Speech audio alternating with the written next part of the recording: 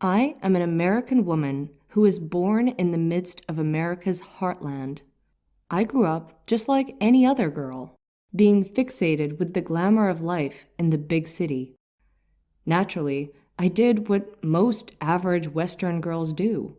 I focused on my appearance and appeal, basing my self-worth on how much attention I got from others. I was a hostage to my looks. As the gap continued to progressively widen between my self-fulfillment and lifestyle, I sought refuge in escapes from alcohol and parties to meditation, activism, and alternative religions.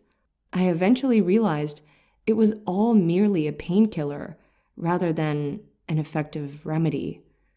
As a feminist libertarian and an activist who was pursuing a better world for all, my path crossed with that of another activist who was already at the lead of indiscriminately furthering causes of reform and justice for all.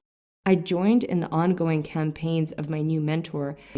I learned that it only takes faith to see the world as one and to see the unity in creation. One day, I came across a book that is negatively stereotyped in the West, the Holy Quran. Up until that point, all I had associated with Islam was women covered in tents, wife-beaters, harems, and a world of terrorism.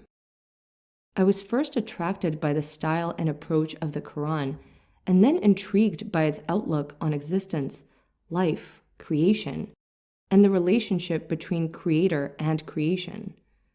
I found the Quran to be a very insightful address to heart and soul without the need for an interpreter or pastor. Eventually, I hit a moment of truth.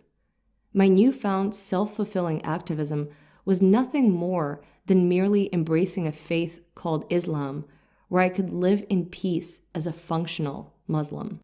I bought a beautiful long gown and head cover resembling the Muslim woman's dress code, and I walked down the same streets and neighborhoods where only days earlier I had walked in my shorts, bikini, or elegant Western business attire. Although the people, the faces, and the shops were all the same, one thing was remarkably distinct: the peace at being a woman I experienced for the very first time.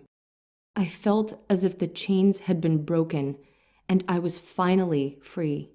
I was delighted with the new looks of wonder on people's faces in place of the looks of a hunter watching his prey I had once sought. Suddenly, a weight had been lifted off of my shoulders. I no longer spent all my time consumed with shopping, makeup, getting my hair done, and working out. Finally, I was free. Of all places, I found my Islam at the heart of what some call the most scandalous place on earth, which makes it all the more dear and special.